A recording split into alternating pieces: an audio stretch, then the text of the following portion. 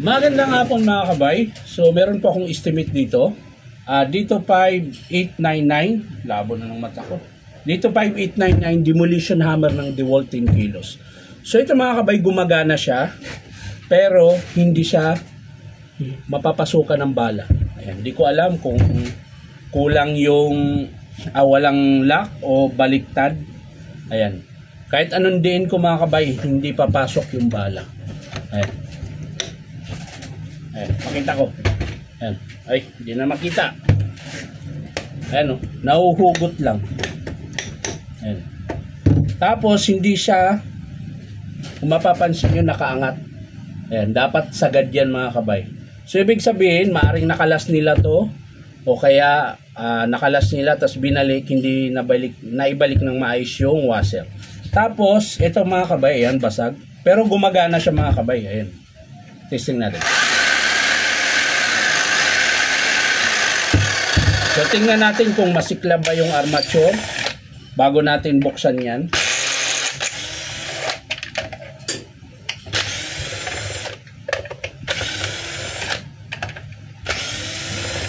Tsaka syempre para masilip na rin natin yung carbon brush kung mahaba. So, yan, maiksi na yung carbon niya mga kabay, pero paanda rin natin.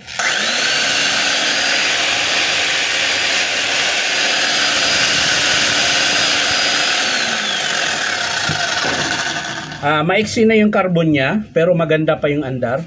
So kung sakasakaling baliktad lang yung pagkakabit ng washer dito kaya hindi siya makabitan ng bala, bali ang papalitan lang natin carbon brush tsaka etong basag yung gear case cover. Pero syempre iti-testing pa rin natin. Kung sakaling magawa natin tong dulo, iti-testing natin kung meron siyang hammer. Ayan, o kaya meron siyang chipping. Kasi pag wala naman, bubuksan natin yung loob. So ito, babalik ko lang ito mga kabay, yung tinanggal ko kanina. Sinilip ko lang naman yung carbon kung okay. So maiksi na po siya, kailangan ng palitan.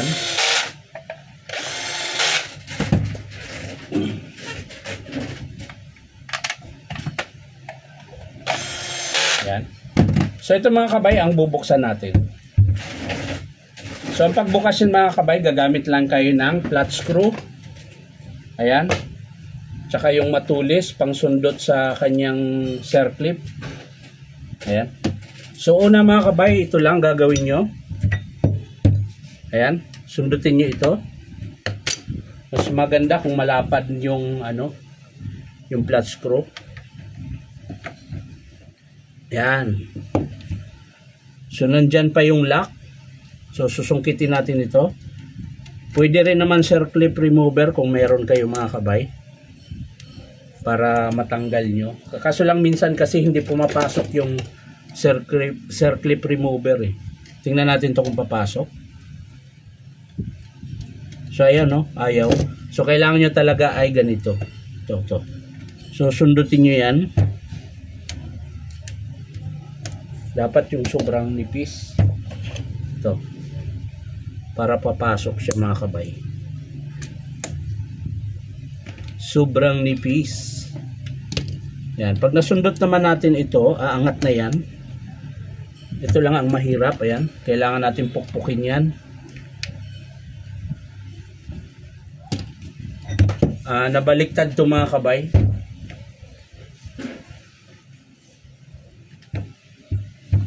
Nabaliktad yung kanyang baka washer, kaya nagkaganito. Kaya ito mahirap kalasin. Ayan. Hanap muna ako ng pangsundot mga kabay. So ayan mga kabay, nasundot ko siya ng pinakamaliit. Ayan. So pwede na natin yang tanggalin ng flat screw. Ayan. Makikita nyo mga kabay.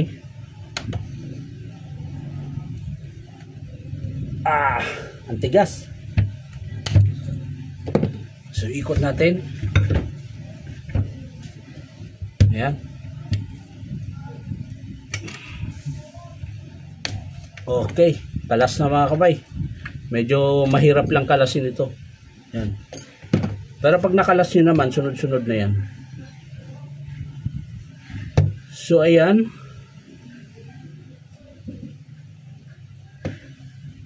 Wala namang baliktad mga kabay, pero ang daming dumi. Ayan. Kumpleto naman siya. Ayan. Marami lang talaga siyang dumi. Kaya, ganun ang nangyari. Ayan. Ito, binaliktad niya mga kabay. Itong spring kasi nakaganyan. Ayan. Ganun ang kabit. Dapat ganyan mga kabay. Ayan. Yan yung kabit niyan. Kasi sakto yan dito sa salo ng washer. Ayan. So, mali yung pagkakabit mga kabay. Nakaganyan. Ayan. Nakaganyan yung kanina. Ayan. So, dapat nakaganyan. Pero, syempre, lilinisin ko ito mga kabay. Tingnan natin kung gagana. Ayan. So, hindi ko na ipapakita yung paano paglinis. Madali lang naman maglinis. Basahan lang. Tapos, langis. So, ayan. Malinis na yan. So, linisin ko lang muna. So, ayan mga kabay, nalinis ko na. So, yan po yung nakuha ko na dumi mga kabay. Ayan, kung mapapansin nyo. Ganun po karami yung dumi na nakakapit dito sa spring tsaka sa washer. Ayan.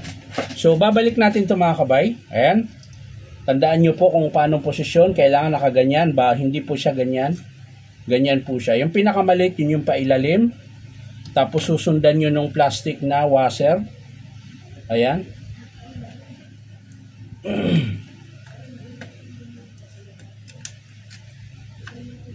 So, ayan. Medyo masikip. Bakit? Dapat hindi siya masikip. So, tama naman siya. O, dumi lang din. Dumi lang mga kabay. Ayan. Hindi lang nakalas yung ibang dumi. Ayan. Tsaka para siyang nagkaroon ng uka dito mga kabay. Ayan.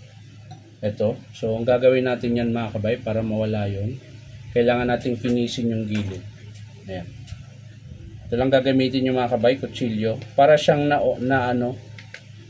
siguro kakabukas.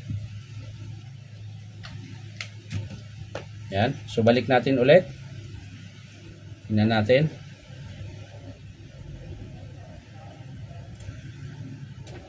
Ayan.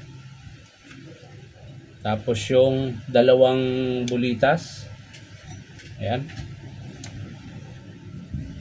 Kabilaan yan mga kabay. So ayan, naglalaro na mga kabay. Oh. Ayan. So nagalaw na siya. So ang sunod yan mga kabay, eto. Yan, nakaganyan po yan dyan. At syempre ito. Pero bago yan, lagyan natin ng grasa. Para malambot yung Yan. Kahit ganun lang nagrasa mga kabay, dito lang sa may sa may lock, pinaka-lock ng talim. Ayan, lagyan mo lang yan para pagbaba taas siya medyo madulas. Yan. So yan, okay na mga kabay. So ilagay natin yung spring na malaki, yun yung pinakalas. At syempre ito, yung bakal na yan, dito yan. Pwede rin nyo rin diretso dyan. Tapos ito. Yan. At yung pinakalas, ito. Rubber sa baba. Yan. Tapos ito. Ito, wag nyo rin baliktarin. Kailangan, itong may uka sa ibabaw. Yung wala sa ilalim. Yan. Kasi dyan papasok itong lock natin. Yan. So medyo may katigasan ito mga kabay. Ayan. Gamit tayo ng flat screw para pumasok. Ayan.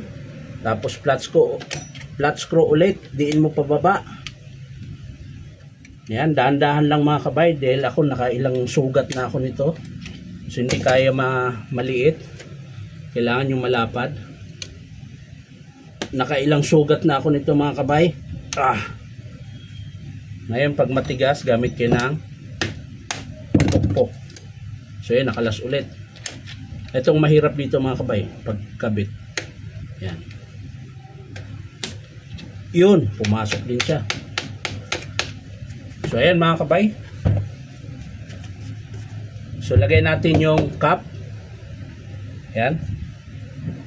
So titingnan natin ngayon mga kabay kung mailagay na natin yung bala. So yan, testing natin. Yun oh. Diba? Kanina ayaw. So baliktad po kasi yung isang spring mga kabay. Kaya kanina ayaw. Ayan. Tapos kung mapapansin nyo mga kabay, ayan. Kanina hindi ito nakasagad. Ngayon sagad na siya. So ibig sabihin tama na. So tingnan natin, kalasin natin. Baba mo lang to. Ayan. O yun. Ayos na. So testing natin mga kabay. Kapag meron na itong chipping, malakas. So ang papalitan lang natin dito ay yung carbon tsaka yung gear case cover na basag. Saksak natin mga kabay.